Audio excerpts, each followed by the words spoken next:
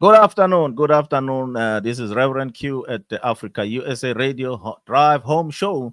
We are back again this day today, and we thank God that He woke us up today. We thank God that we are alive and we are ready to go to do what He called us to do. Africa USA Radio, as you know, we always bring different people for different topics and projects or whatever objectives we want to receive. But we have started here at Africa USA Radio, we have started a program where we call it From the Clergy's Perspective. From the clergy's perspective, it's just in an inaugural stage. This is gonna be a third episode, and we just talk about anything and everything that pertains the church, that pertains the community, the society. So we just talk about everything. Today we are so lucky, we are so blessed to have one of my brothers, one of my friends. This brother never let me down, no matter what. We are so close. We are so close, yet we are so different. We are so far because anytime I reach out to him, his doors are always open, and we love him dearly. He's a pastor, a senior pastor at St. Albans Congregational Church down in the middle of New York City, in Queens, New York City. And we've been to his church, we've been to his ministry. I've sat under his preaching. He's a dynamic preacher. He's a singer. He's an artist. He's from the singing family. His father is a recording artist, and they are just a blessing. He one time he attended and ministered to our Africa USA Unit Events program where we were celebrating. I think it was the second or third year, and he blessed us.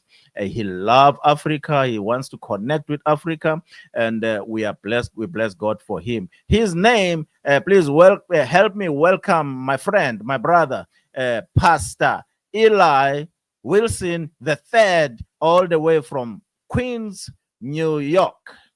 Hey, my brother. Reverend Q, how you doing, sir? It's a pleasure to be with you. Thank you Oh for having me. man, we are so great to have you, man. I don't know if you heard me when you were backstage. I'm so happy to be connected with you. You never let us down, man. You never let us down. God You bless you, you. you are a great man. You are Africa USA Unity Events. We started with you. Yeah. It's a music group. It's a event organization. We bring artists from Africa to do tours in the US, but due to COVID, then we started the radio part, and the radio part picked up very quick, and it's well known worldwide now. People love it, people listen to it, and we thank God for that. But we are here today. We are talking on this subject that I already laid out, that we have started this program called From the Clergy's Perspective. We've been hearing people talking about, we've been hearing people talking down about pastors, undermining pastors, saying, oh, pastors, this and that. But pastors, we've been quiet and just, which is good sometimes, just to listen and move on. But now I want us to bring our side of the story, or your side of the story as a pastor of the church. But today, because we have a very knowledgeable pastor, and from deep in the Queens, we think we're going to talk about something that is very important, because technology, even if it's a worldwide thing, but it's big in the US. It's a big thing in the US.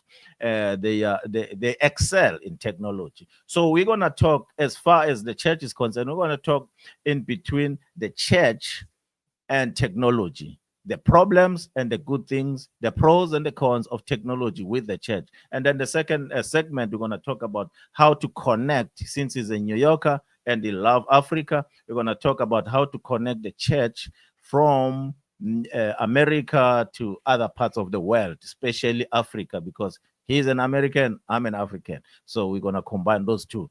Over to you, my brother. What can you tell us? What do you think about technology in the church? Are we using it for the right reasons? Are we using it for the right purpose? Is it helping? Is it hurting the church?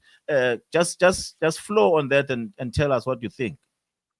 Yes. Well, again, thank you for having me on your show. I think that it is important for us to hear from pastors and clergy and ministers across the country, across the globe. Because the church has to be, not just the church has to be vocal, but the church it's the prophetic voice of the church. There are parts of the Church of Jesus Christ that are very much involved and out there, but there are other parts of the Church of Jesus Christ that is too quiet. And I think that the prophetic voice of the church is what we need to hear more of. So when you talk about technology, I think technology is a good thing. First of all, let me start there. I Hmm. think that it is a good thing. I think that it does help. I think that it is a tool that does work and can be helpful in getting the message of the Church of Jesus Christ out there. When you think about the various social media platforms, like one that we're on, a couple that we're on right now, Hmm.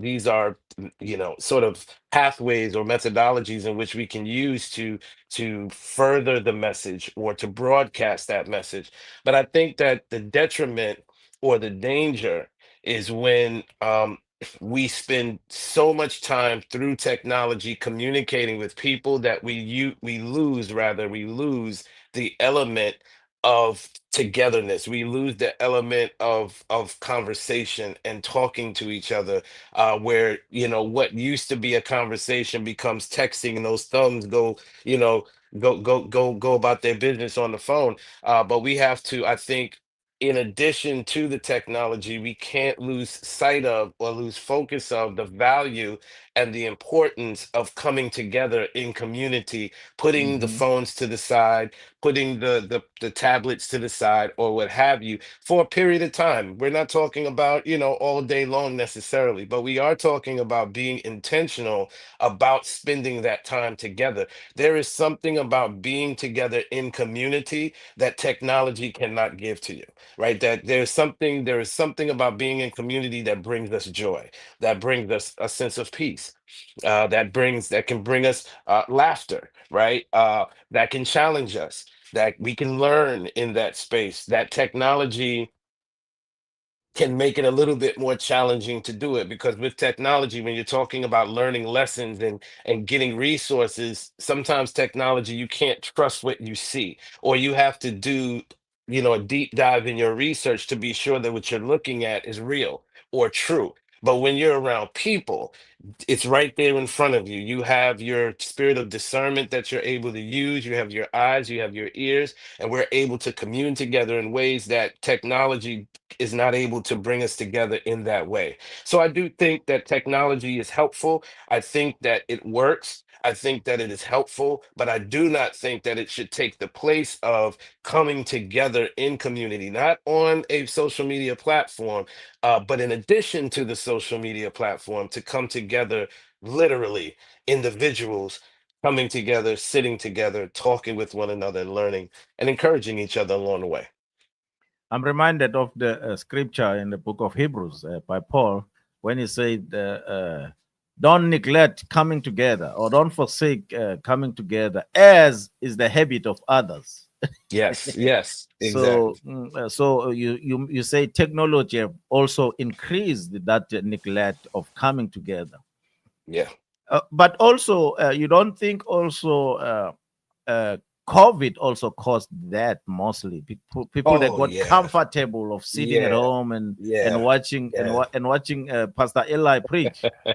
It's interesting because there was a time when we condemned people. Well, I won't speak for the African context, but in the African American context, with some of the folks that I know, even in my family, there was a time when we would frown on people who would stay home and watch the televangelist, watch the Hmm. TD Jakes, or Yeah, I remember that. the whomevers that are out there, right? That the it was something that was like, oh, if you're doing this, you're not really worshiping, right? You have to be in a building to do that. And now the opposite is true, right? The opposite is that now we're more comfortable sitting at home watching through a phone or some other kind of digital device. And becomes, well, what are you gonna come and worship with us in the building? I don't know if I'm ready for all of that, kind of situation. So it's really interesting how the dynamics have really changed, and people have to your point, become very comfortable sitting at home, watching from wherever they are. At the same time, it's a beautiful thing to know that you can be in a different state or in a different country and still be able to tune in to the service of the church that you attend, or to whatever that religious affiliation is. It's great to have as a tool because it's something that we can use no matter where we are. But I think that we have to at least try to be intentional about at least some of the time, right?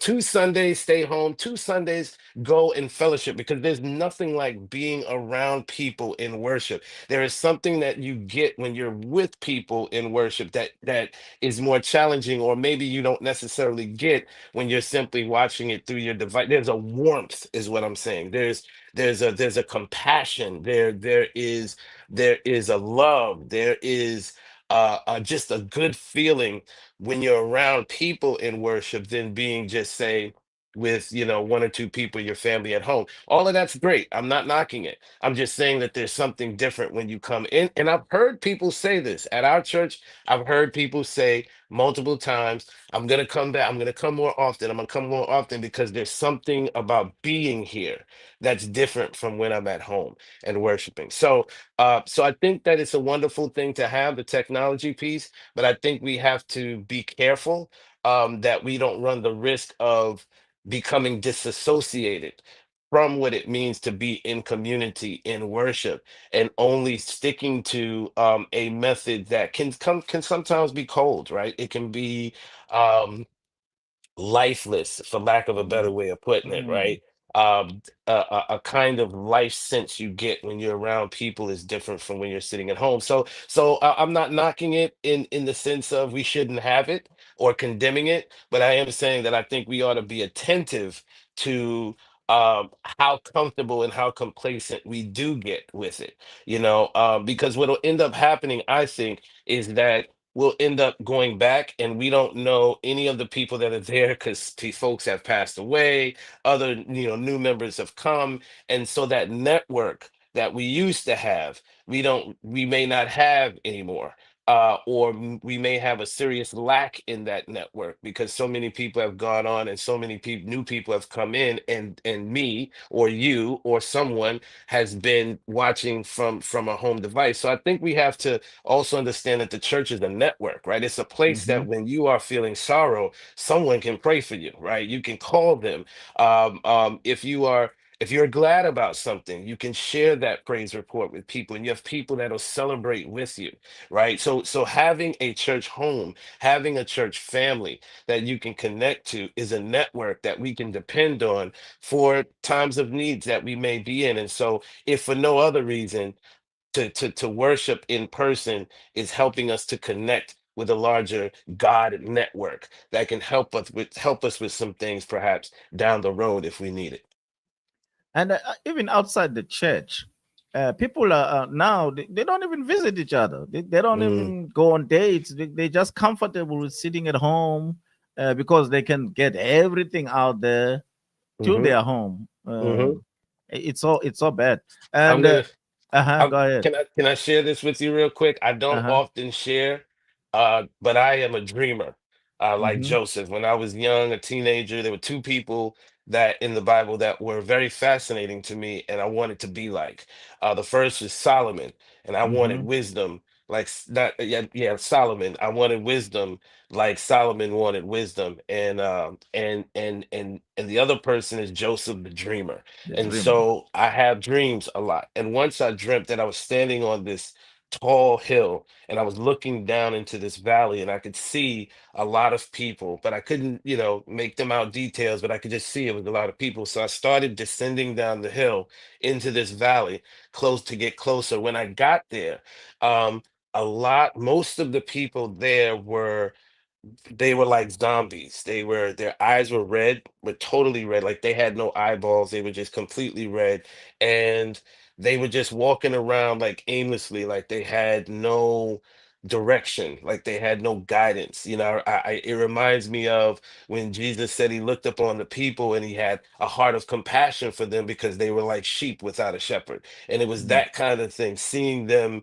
and just wondering, just them wandering aimlessly, not having anywhere, seemingly not having any direction or any guidance or any particular goal. But among them were other people like myself, like you, like others that we know who were very coherent, who looked like normal people, anybody you would see today or I would see today, who were, and we spoke. How you doing? mhm, Everything all right? Good to see you.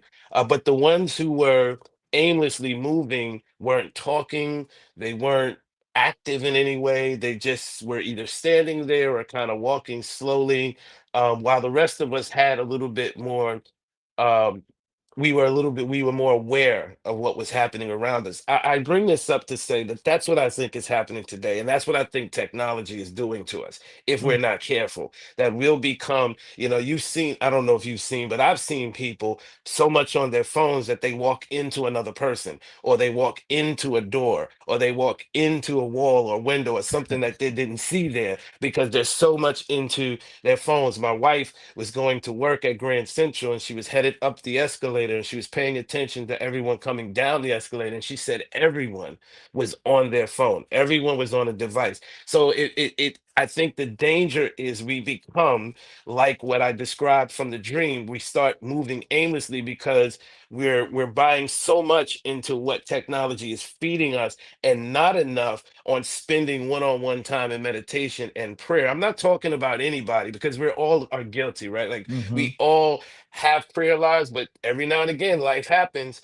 and we get distracted and we may not pray, you know, 3 times like we normally do every day. And today was only twice because we got distracted. So we're all, you know, can be in that particular space, but that's the point, to be aware that we can be in that space so that we can make the kinds of decisions that keep us or help us to avoid being in those spaces so as to have a stronger relationship with our creator and our maker, and be able to keep balance with the all the other stuff such as technology. We run the risk of becoming like a zombie and kind of walking aimlessly and not having any guidance and not knowing where we're headed. But we can be like some of the other people in the dream who did and who was aware of what was happening around them, who mhm. did have some sense of goal or direction.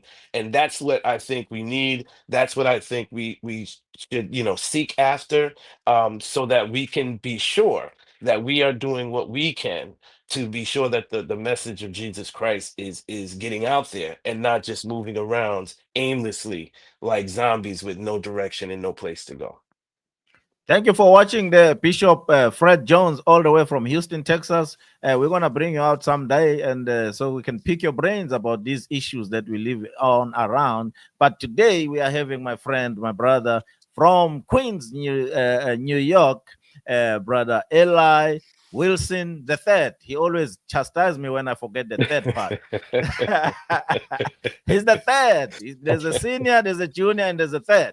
That's right. And the senior is a singer, is a music artist, is a recording artist. His father, and he's a blessing to the kingdom of God.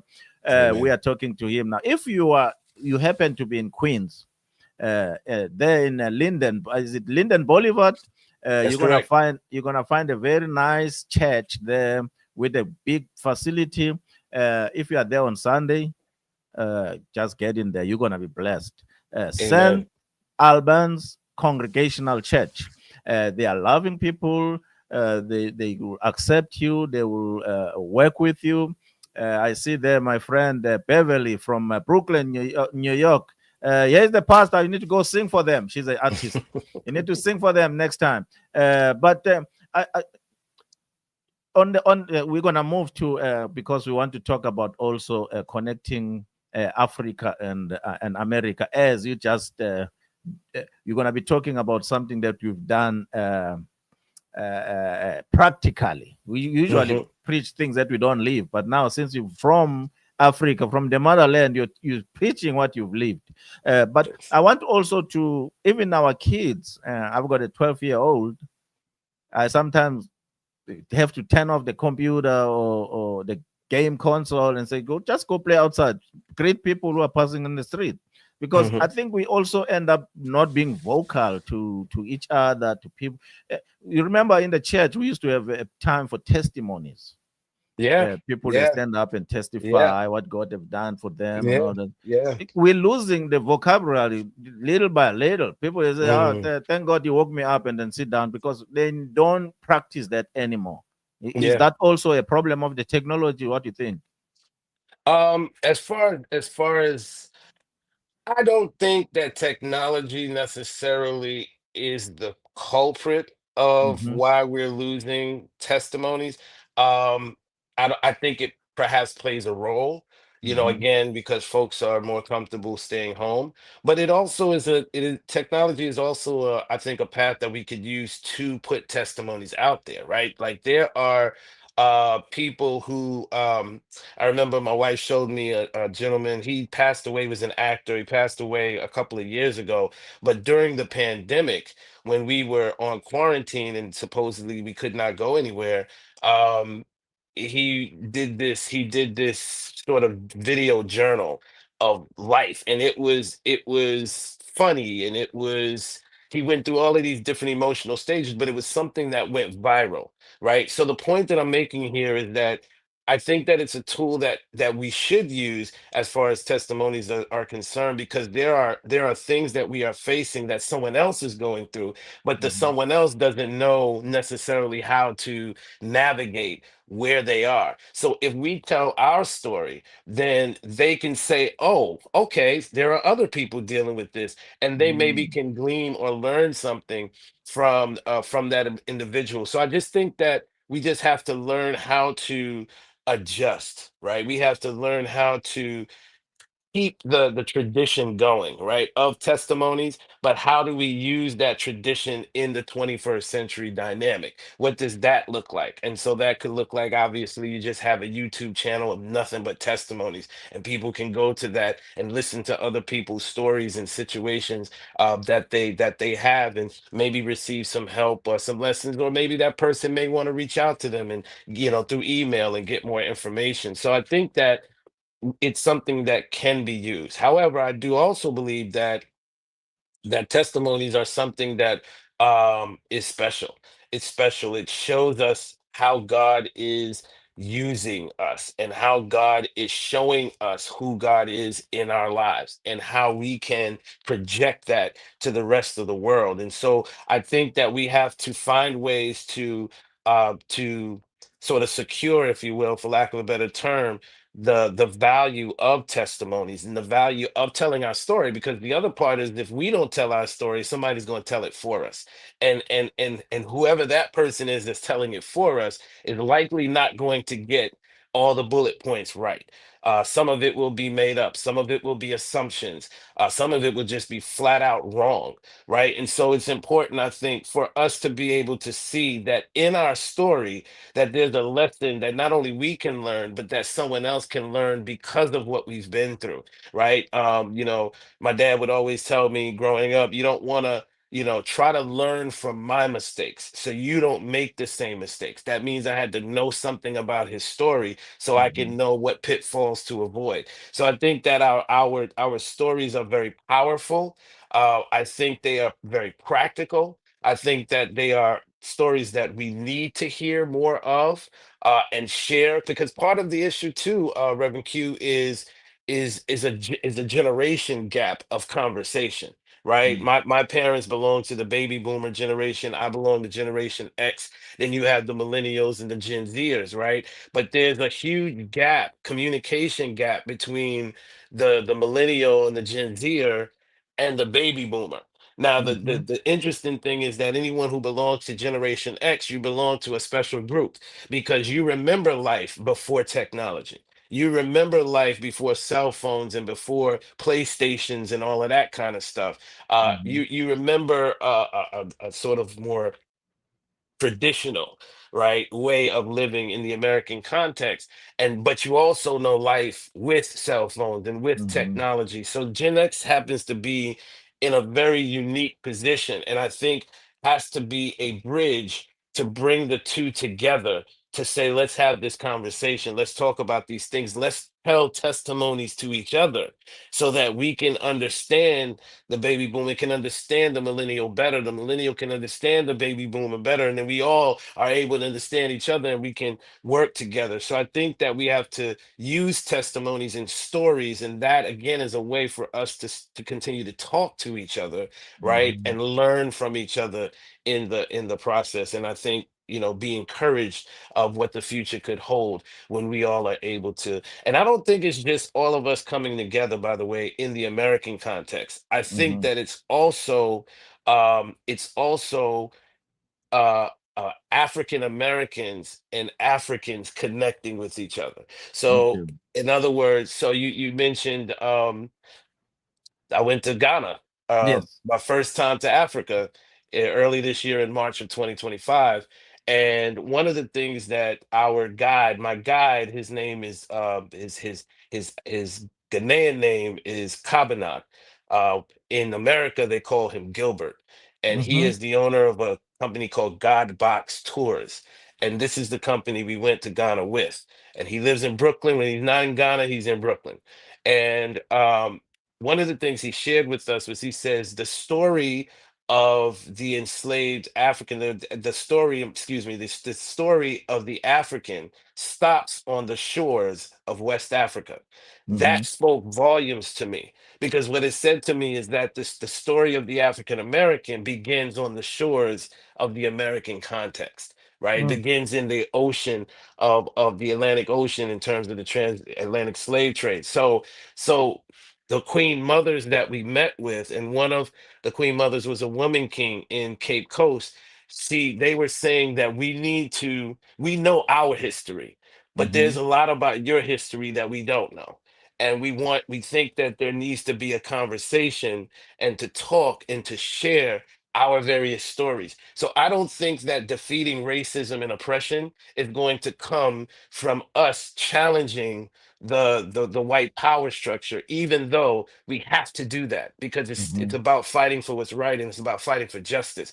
I think we beat oppression when the African continent and the African American on the North American continent come together and have this conversation, and share stories and histories and learn from each other. When that happens, then the world is there's nothing they can do with us. There's nothing they can try, but there's nothing they Mhm. can do with us, in the sense that we now know the truth, and so we are operating in that truth. And I think that's a powerful thing, a powerful notion, that we come. So what are we doing at St. Albans? Well, we're getting ready to take a group to Ghana in summer of 2026. We're going to take our high school students and a Wow. first year, second year college students to Ghana, and we're going to sit down. One of the things that, I've talked to Godbox, and we're working on curating the trip. One of the things we're going to do is we're going to have our teenagers and early 20 somethings sit with young, African Ghanaian students or young people in the same age range, and we're going to talk and we're going to share Mm. stories so that they can learn from each other. I think that this is a great starting point, Mhm. for us to build on, to have these conversations and to learn from each other, because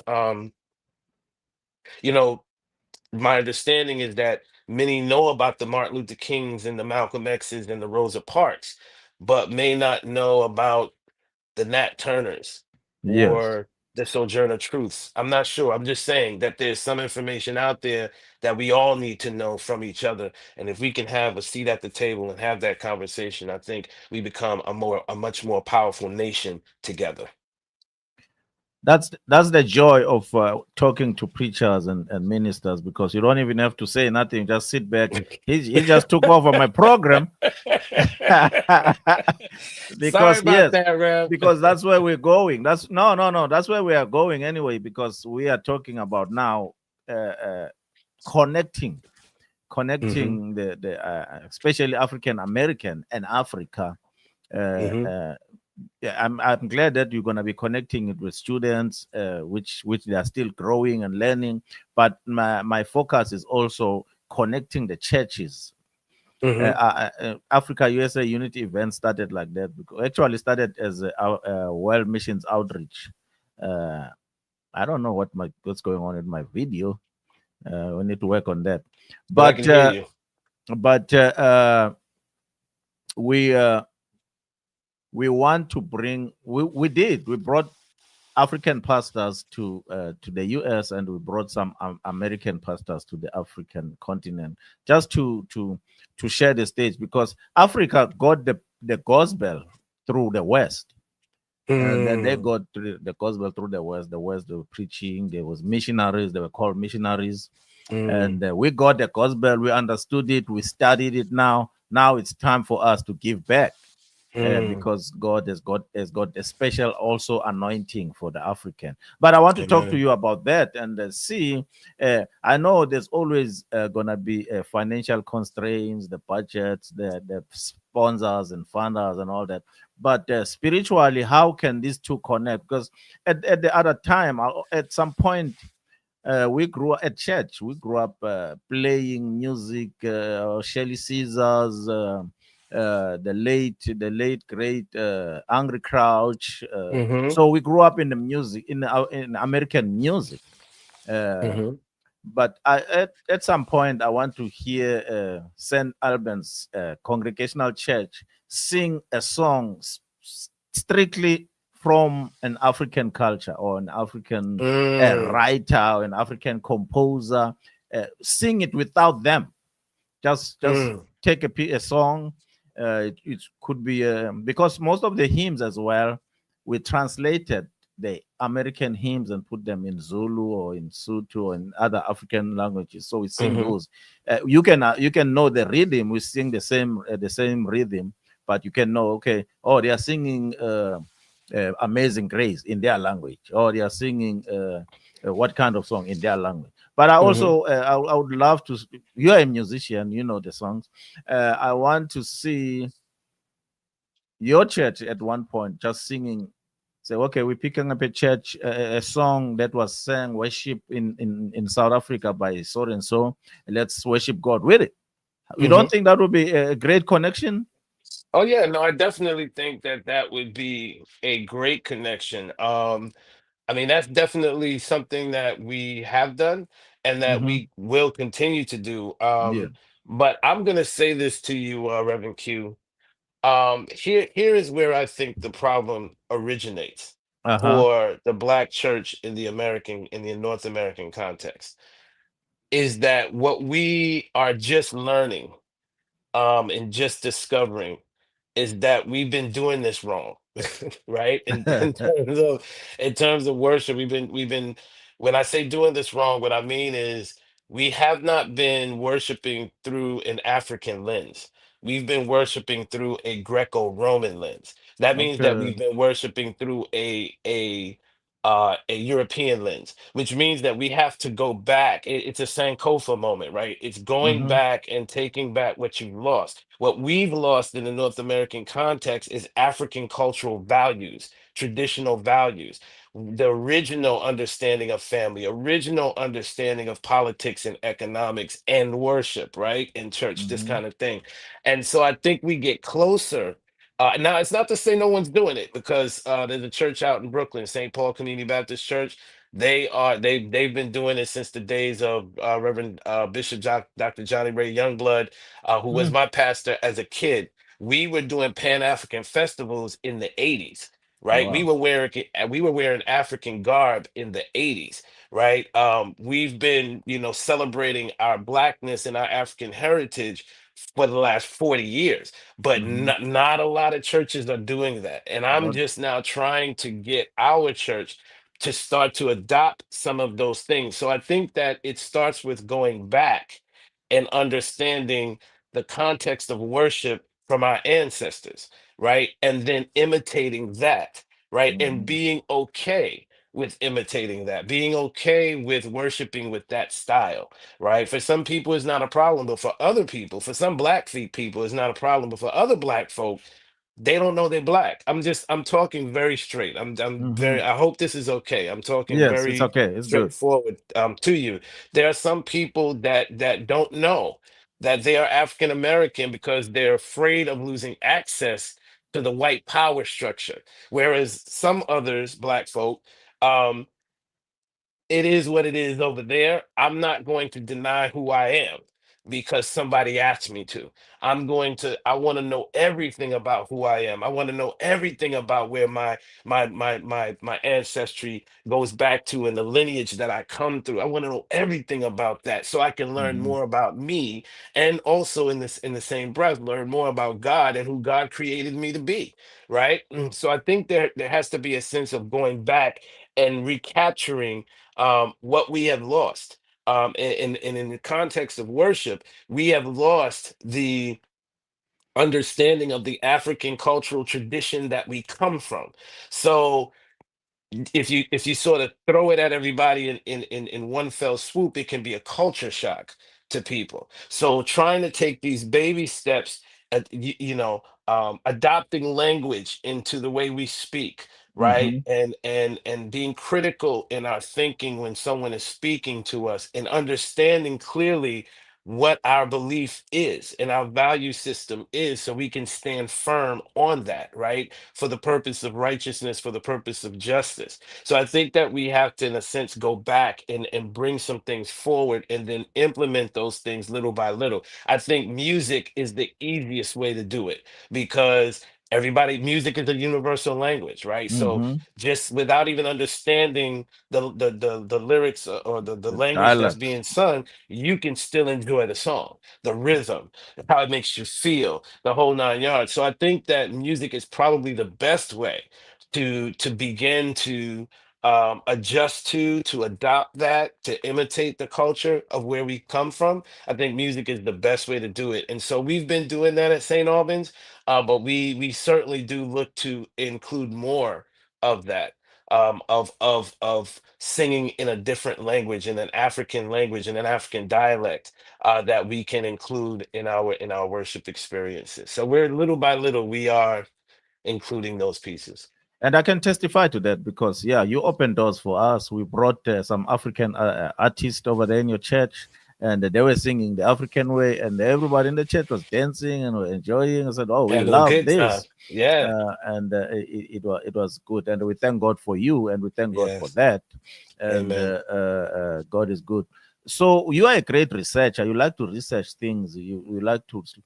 What would be the easy way? Because in my thinking, I was thinking maybe if we put more African music in in U.S. radio stations and in churches, it will work.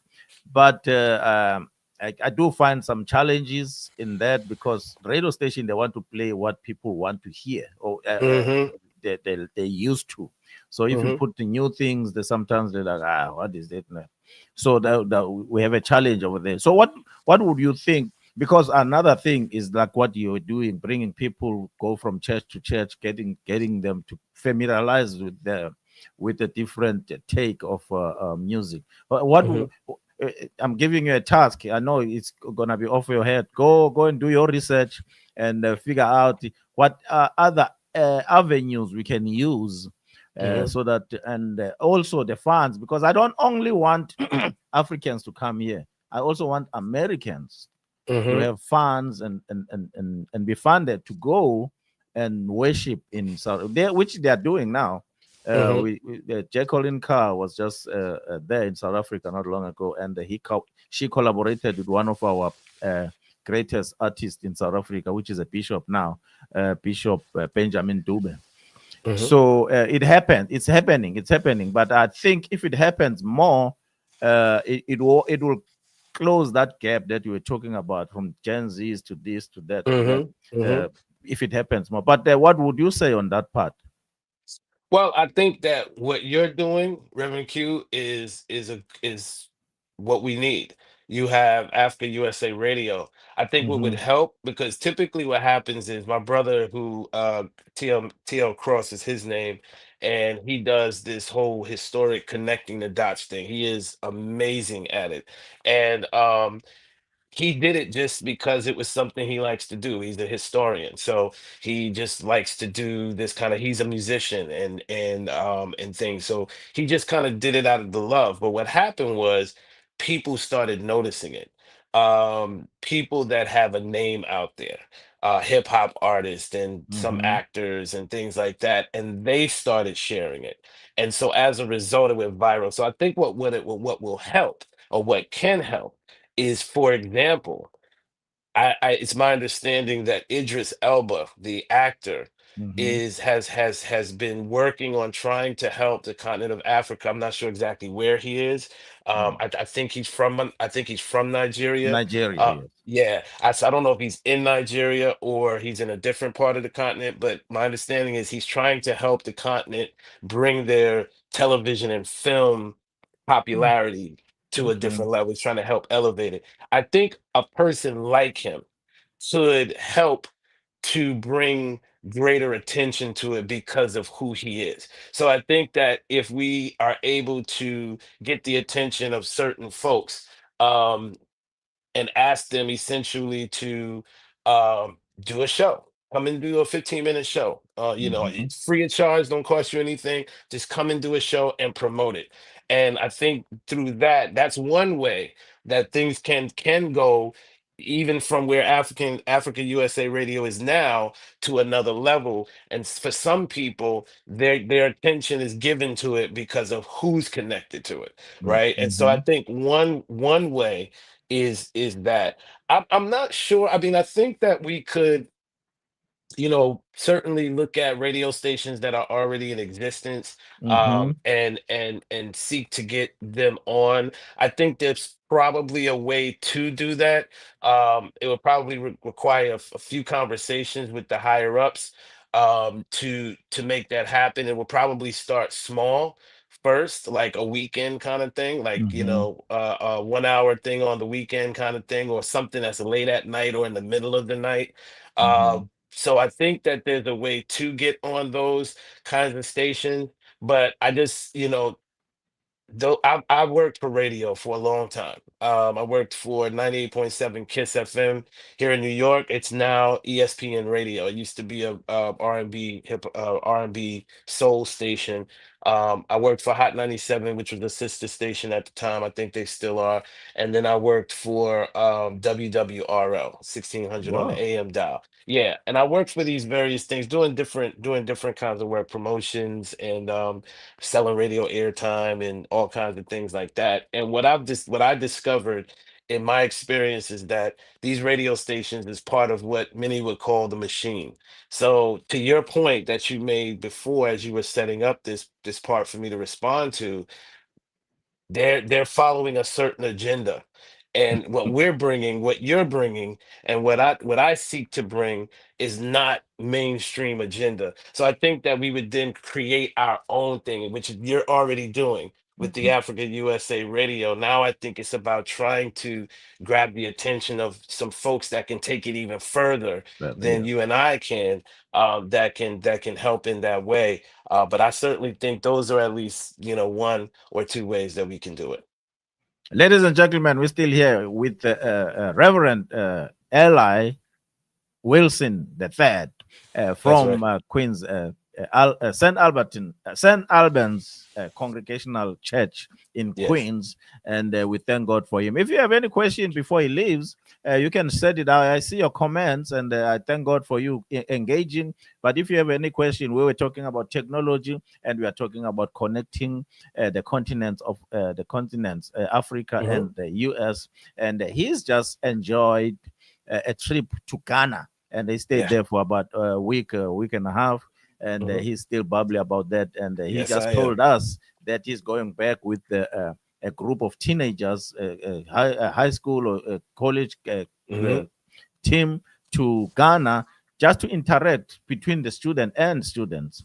Hmm. That way, they can even get. It's like finding your roots, Hmm. right? Exactly. Exactly. It's like Exactly. finding your roots. But like I say, Exactly. if you are in Queens, go to the church. St. Albans Congregational Church is on Linden Boulevard in Queens, and you cannot miss it. It's there, and it's a blessing. It's big. It's huge. It's got the other facilities other than the auditorium, other than the sanctuary. It's got different auditorium. You still have that jazz thing on Friday. That it's on Saturday, the first Saturday of well, not in July, but the first Saturday of each month. We do have Jazz Vespers. Yep. Yeah, I'm trying to. This show is from the clergy's perspective. It is connecting the society or social issues with the church issues. So his church is very involved in the social issues. Like I was looking at Facebook, they had doctors in there teaching about how to take care of yourself, your health, and all that Hmm. stuff. So it's a very great church. To close, my brother, what would you? Is anything in your mind? And please, I can invite them people, but if you invite them to your church, it will sound way better than I do. No problem. So in closing, again, thank you so much, Reverend Q, for having me on with you today. It's always a pleasure to see you and to spend time with you. I am the senior pastor at St. Albans Congregational Church. For those of you who live in New York, if you get out to Queens, just ask, do you know where the Triangle Church is? That's what they call us, affectionately known as the Triangle Church, because the sanctuary is shaped like a triangle. And so we worship on Sundays at 10 a.m. And so you can join us on the campus. You can also catch us on the stream. Our YouTube handle is SAC Media. That's SACC Media. And that's where you can catch our shows if you want to just check us out online first before you visit. But we do have our service at 10 a.m. on Sunday mornings. And as we say at St. Albans, God bless you. God keep you. May God bestow his richest blessings upon you always. And remember, don't let anybody steal your joy. God bless you, everyone. Thank you so much. Don't let anybody steal your joy. Thank you so much, my brother. Thank you so much, Pastor Eli the third. We thank God for your ministry. We thank God for loving us and really, really taking care of what we ask you to do. And you're doing with your uttermost best. And we thank you for that. God bless you. We will be God in bless touch you. very soon. Yes, That sir. was my brother, my friend from Queens, New York, at St. Albans. This is Reverend Q at Africa USA Radio. Please do follow us at Africa USA Unity Events Radio and TV on Facebook. Follow us on Africa USA Unity Events on Instagram. Follow us on Africa USA Unity Events on TikTok. And please subscribe to our YouTube channel at Africa USA Radio, Africa USA Unity Events YouTube channel, and you can get or subscribe so that you can get all these videos where we're talking about these men of God here and other artists as well. You're gonna be very much informed and entertained because this is what we want to do. May God bless you. May God keep you. May God protect you, and you do what God asks you to do or wants you to do, and you'll be blessed. God bless you. We see you. We love you. Bye for now.